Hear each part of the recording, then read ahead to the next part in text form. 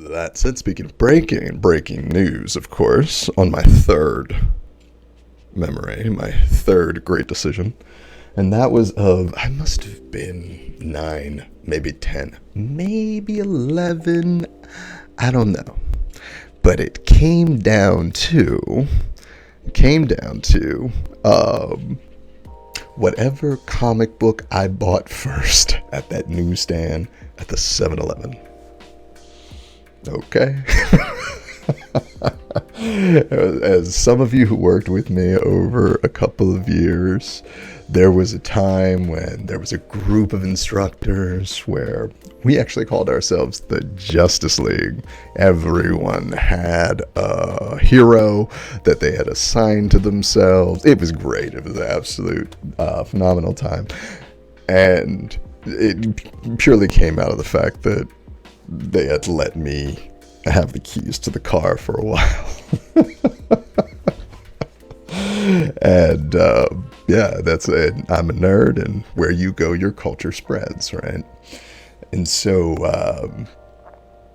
as the reveal, the trailer of the new Black Panther, Wakanda Forever, comes out there in November. Haha, there's your clickbait title there, YouTube.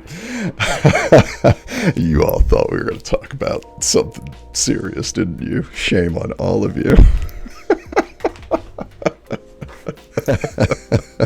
So, Wakanda Forever comes out in November 11th, Veterans Day. No less. I just thought about that. It's going to be on Veterans Day. And or Armistice Day, if you're outside of North America or United States. I think that's just the U.S. My Canadian friends, if you have a Veterans Day, I don't think it's the same day, right? What's the date in Canada? I could look it up, but it would slow all this down, and your comments get more engagement on the algorithm, so my laziness helps us all. So yes, Black Panther hits. And I never collected Black Panther as a kid, but I did run into him a lot because I was a big X-Men fan and I was a big Avengers fan, and he would bounce back and forth between the two books. And I'm not sure if he even had a book of his own or had access to it, or you only have so much money to spend. And I was like 12, so, no.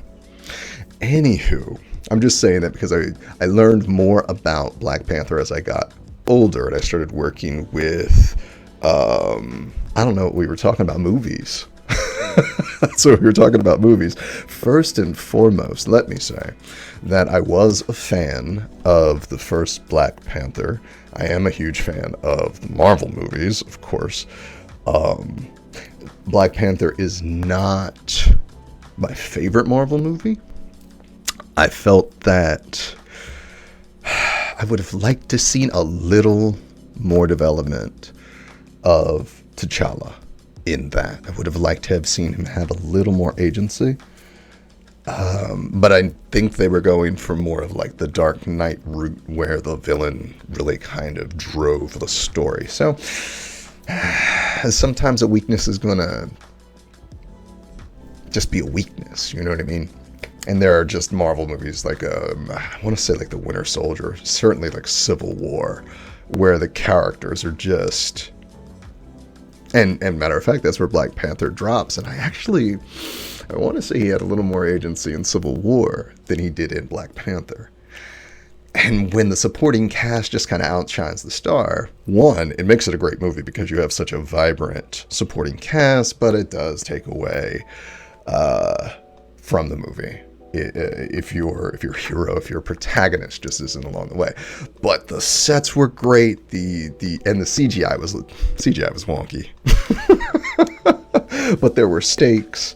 There was great acting. I enjoyed the movie, and I walked away like, yes, another win from Marvel. Even if it's not their best work, it is some of their best work. And I was very, very excited when Wakanda Forever was finally released, because YouTube has been dropping fake trailers for months, and I'm kind of like, yeah, are the real things out? Yes. All right. So I'm listening to this, watching it, and first, before we even get into the trailer itself, I want to hear, if you're watching, if you're gonna number one, see Black Panther: Wakanda Forever in November. If you are a fan of the Marvel movies, because if you are, of course you're gonna go see it. But if you're not, are you gonna go see it, and why? Right? I mean, this is a cultural event, no question. This is the first big time Marvel movie that we're getting after Endgame, where I have a feeling the stakes are we're gonna finally get to a point where we're starting to get a sense of where this thing is going. So there's a big turning point on this one. There is, of course, the death of Chadwick Boseman that looms over this movie, and we've been here before, right? Personally, with me, and in the movies I love, Brandon Lee in The Crow, Heath Ledger as the Joker, and now Chadwick Boseman as Black Panther. Now, as much as I have a critique on the character, that's more on the writing than it is the portrayal. His portrayal of the character was amazing. I really enjoyed his portrayal, his passion, hey Marina, welcome to your Chicast, and of course she's going. She's one of the cool kids, of course she's going. So, with this cultural event happening, with the Marvel Universe pivoting, with Chadwick Boseman, his ghost sort of over it. Like I said, we've done this before.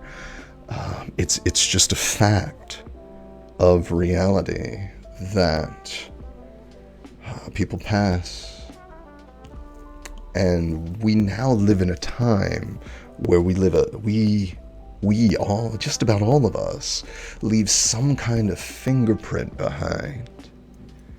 We all leave a stamp, and there's centuries upon millennia of faceless, unknown folks who have impacted every move that you have made in your life. But now we live in a time where we can actually see those folks. And Chadwick Boseman being one of the more recent celebrities to have been lost in an active series. So yeah, that's there. There's a memoriam aspect to this movie as well. The fact that the first one was really good, and Angela Bassett's delivery, my girl, Stella never lost her groove, first and foremost.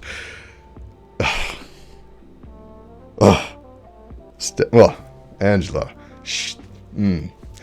I have a sense she may carry a lot of this movie, and that is this could get into Academy Award winning territory. That's what I'm saying about that specter being over it, right? The Crow and The Dark Knight became these legendary movies in part because of the loss of the actors.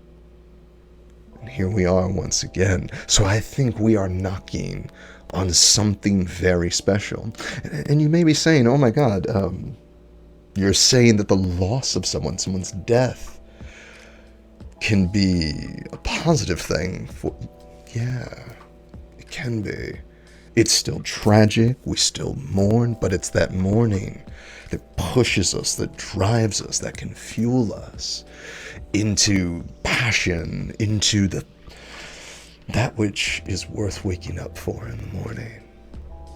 When you can't find your own fuel, You can borrow the fuel of those you know, especially those from the past that were your inspiration, that did inspire and impact you. And that was one of the things that came up in the trailer, because it started off no less with No Woman, No Cry, an updated version of it, which paid beautiful homage to the original and brought the memory of now gone 41 years Bob Marley.